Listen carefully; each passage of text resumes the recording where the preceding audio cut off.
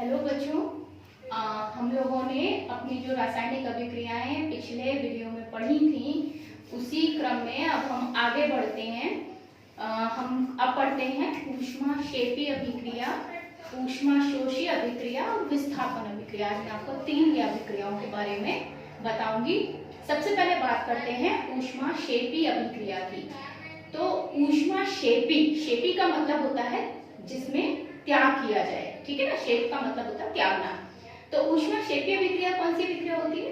जिस अभिक्रिया में अभिकारक अभिक्रिया के बाद क्या करते हैं? ऊष्मा का त्याग करते हैं। तो उत्पाद तो प्राप्त होगा ही अभिक्रिया में, लेकिन अभिक्रिया के बाद उत्पाद के साथ में ऊष्मा भी प्राप्त होगी।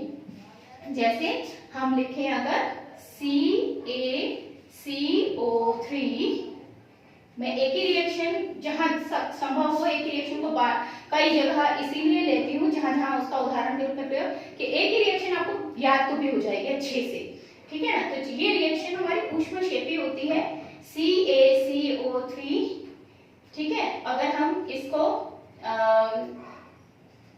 करेंगे तो CaO प्लस CO2 और प्लस ऊष्मा, ठीक है।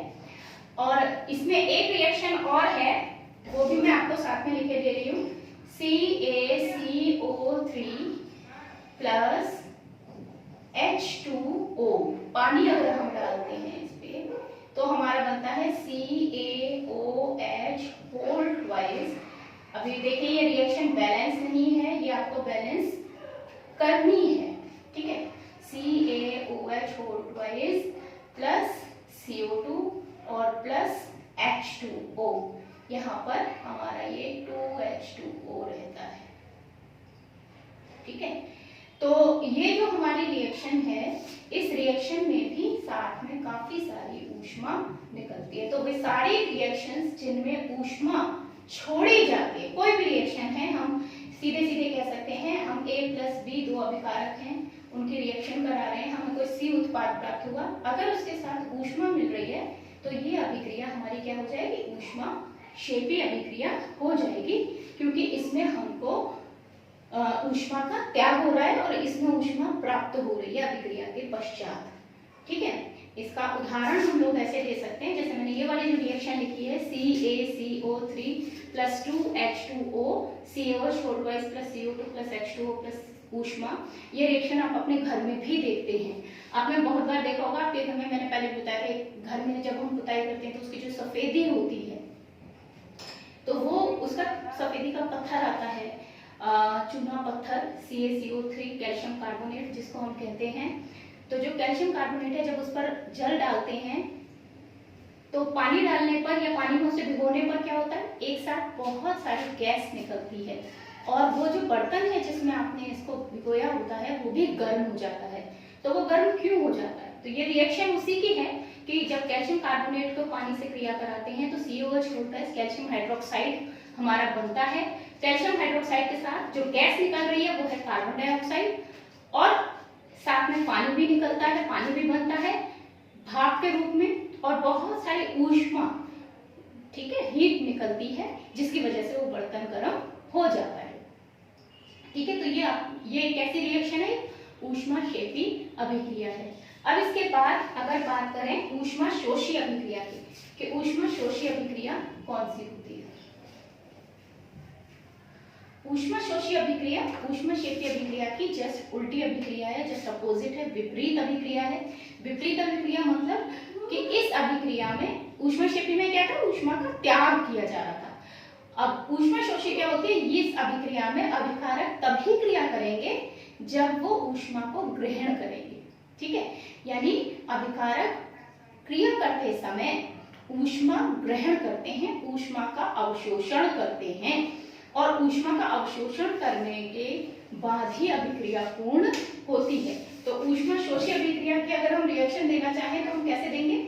A प्लस B, अगर हमारे दो अभिकारक हैं A और B, और उनसे अगर हमें C उत्पाद प्राप्त हो रहा है तो वो A प्लस B C उत्पाद तब देंगे जब वो ऊष्मा ग्रहण करेंगे। वो ऊष्मा ग्रहण करेंगे तो A प्लस B आपस में क्रिया करके सी उत्पाद देंगे, यानी ऊष्मा ग्रहण हो रही है। ठीक है, वो सारी अभिक्रियाएं जिनमें ऊष्मा ग्रहण की जाती है उन्हें हम ऊष्मा शोषी अभिक्रियाएं कहते हैं। अब इसके बाद अगर ऊष्मा शोषी अभिक्रियाओं के उदाहरण हम लोग लेते हैं तो जितने भी अभिक्रियाओं में आप ऊष्मा मतलब पदार्थ को गर्म करते हैं वो सब ऊष्मा शोषी अभिक्रियाएं ही होती हैं। ठीक है ना, जिनमें भी आप पदार्थ को गर्म कर रहे हैं वो ऊष्मा शोषी अभिक्रियाएं होती हैं। जैसे जब आप बात करें, अगर हम कोक कार्बन को हम गर्म कर रहे हैं तो कार्बन ऑक्सीजन के साथ क्रिया करके कार्बन डाइऑक्साइड गैस निकालता है, लेकिन ये कब निकालता है? जब हम इसको ऊष्मा देते हैं, गर्म करते हैं। ठीक है, तब हमारा कार्बन जो है वो जल करके कार्बन डाइऑक्साइड गैस देता है। ठीक है, उसके बाद दूसरी हम चीज देखते हैं कि अगर और भी बहुत सारे जिनमें ऊष्मा आप दे रहे हो, तो आपके घर में जो आप खाना बनाते हैं वो करते हैं, सब में वो आप ऊष्मा देते हैं पहले पदार्थ को, तब वो तो खाना पकता कैसे? ऊष्मा देने पर। तो ये सब ऊष्मा शोषी अभिक्रियाएं होती हैं। और एक बहुत सिंपल एग्जांपल अगर मैं आप लोगों को दूं ऊष्मा शोषी अभिक्रिया का, कि जब आप शरबत बनाते हैं तो पानी में जब आप चीनी को घोलते हैं, ठीक है, तो कभी ध्यान दीजिएगा, अगर आपने ध्यान नहीं दिया हो तो पानी को देखिए, सामान्य टेम्परेचर का पानी अगर आप लेते हैं उसे छूकर देखिएगा, टच करके देखिएगा, उसका टेम्परेचर दिमाग में फीड कीजिए कि कितना लगभग हो सकता है। ठीक है, और उसके बाद जब आप उसमें चीनी घोलें तब उसके बाद उसे टच करके देखिएगा, छूकर देखिएगा, आपको बर्तन की सतह पहले से ठंडी लगेगी। वो इसलिए होती है क्योंकि जब चीनी पानी में घुलती है तो वो ऊष्मा का अवशोषण कर लेती है, पानी की जो ऊष्मा है उसको अवशोषित कर लेती है, उसको ग्रहण कर लेती है, जिसकी वजह से पानी ठंडा हो जाता है, उसका ताप कम हो जाता है। तो ये अपने आप में घर में मिलने वाला एक ऊष्मा शोषी अभिक्रिया का उदाहरण है।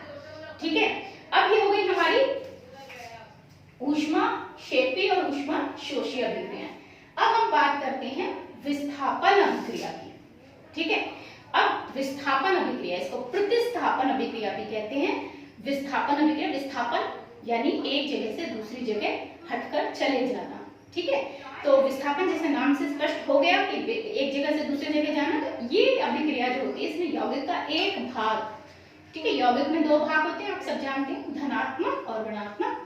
तो जो धनात्मक भाग है या ऋणात्मक भाग है, ठीक है, कोई एक परमाणु या परमाणुओं का समूह अपने जगह से हटकर, ठीक है, अपने उस यौगिक को छोड़कर जिसके साथ वो ज्वाइंट था, जिसके साथ वो जुड़ा हुआ था, जिसके साथ उसने संयोग किया हुआ था, उसको छोड़कर दूसरे यौगिक के साथ जिसके साथ उसकी क्रिया कराई जा रही है उसके साथ वो जुड़ जाता है, उसके साथ संयोग कर लेता है, पहले वाले को हटा देता है। ठीक है, जैसे मैं उदाहरण दूं आपको, हमारा जैसे CuSO4 है और हमने इसके साथ Zn की क्रिया कराई। CuSO4 क्या है हमारा? ये है हमारा कॉपर सल्फेट। ठीक है, कॉपर यानी तांबा और सल्फेट मूलक है, आपको मैंने बताया था सल्फेट की संयोजकता 2 है और कॉपर की संयोजकता भी 2 है। तो सल्फेट की 2 इस पे आ गई, कॉपर की 2 इस पे चली गई, तो ये कॉपर सल्फेट हमारा बन गया। और ये है जिंक धातु। तो कॉपर सल्फेट और जिंक धातु जब आपस में क्रिया करते हैं तो जिंक क्या है? बहुत ज्यादा क्रियाशील है। ठीक है, क्रियाशील होने की वजह से ये क्या करती है? ये कॉपर की जगह ले लेती है और बना देती है ZnSO4 और कॉपर अपनी जगह से हटकर अलग हो जाता है। तो इस तरीके से ये मिल गया हमको कॉपर अकेला, कॉपर धातु मिल गई। ठीक है, ये जिंक धातु है और यहां हमें मिल गया जिंक सल्फेट।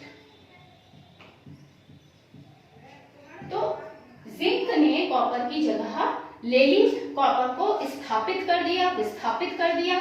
तो ये अभिक्रिया किसका उदाहरण है? विस्थापन अभिक्रिया का। आ गया समझ में? ठीक है, अब अगर हम बात करते हैं विस्थापन अभिक्रिया में ही द्विविस्थापन, एक और अभिक्रिया इसी के अंदर आती है, द्विविस्थापन। इसमें देखिए एक ही पदार्थ का विस्थापन हुआ, Cu का केवल, है ना, कॉपर का विस्थापन हुआ, Zn ने कॉपर की जगह ले ली है। ठीक है, लेकिन अगर हम कुछ दो ऐसे पदार्थों के आपस में क्रिया कराएं, जैसे मैं फॉर एग्जांपल आप लोगों को ऐसे ही एक एग्जांपल दिए देती हूँ कि हमने ले लिया मान लीजिए NaCl, ठीक है, और साथ में ले लिया मान लीजिए हमने Ag2SO4। ओके, ये मैंने ले लिया है, ठीक है। NaCl क्या है? सोडियम क्लोराइड, नाम आप जानते हैं,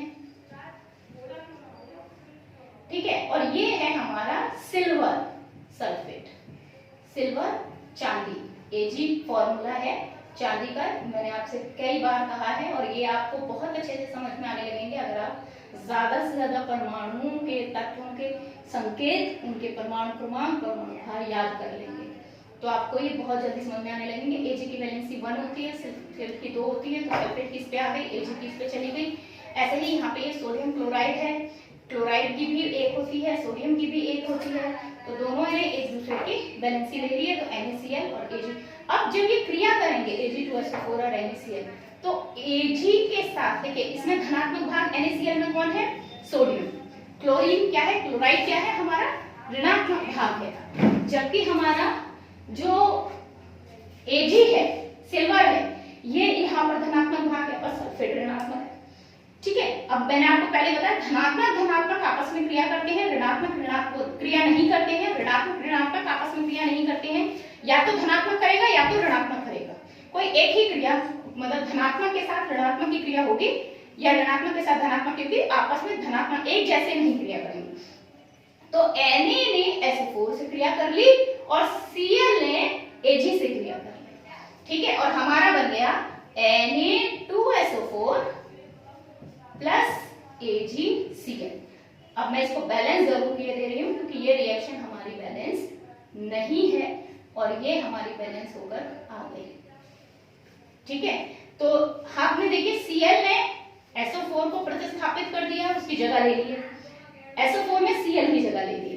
इसी तरह Na ने Ag ने Na, आपस में इन्होंने एक दूसरे की जगह ले ली है, तो ये है द्विविस्थापन। जब दोनों पदार्थों में आपस में विस्थापन हो जाता है तो ये हमारा द्विविस्थापन कहलाता है। तो ये हो गया आज का टॉपिक, बाकी हम अपने नेक्स्ट वीडियो में पढ़ेंगे।